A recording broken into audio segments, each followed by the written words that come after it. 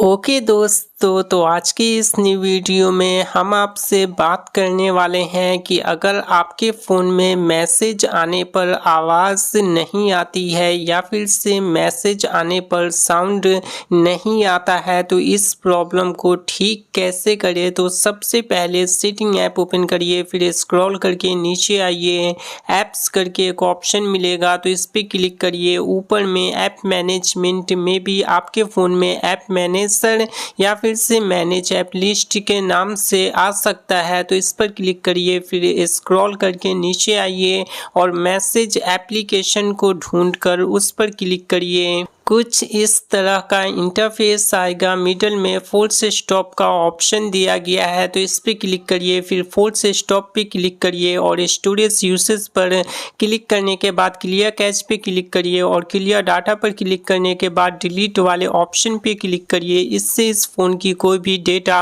Delete नहीं होगी। फिर बैक आइए और मैनेज नोटिफिकेशंस पे क्लिक करिए और अलाउ नोटिफिकेशंस कुछ इस तरीके से ऑफ हो रखा है, तो इससे जो है वो ऑन करिए। फिर चेक बॉक्स को टिक करिए। उसके बाद दोस्तों फिर से सेटिंग एप्लीकेशन को ओपन करिए और यहाँ पर स्क्रॉल करके नीचे आइए।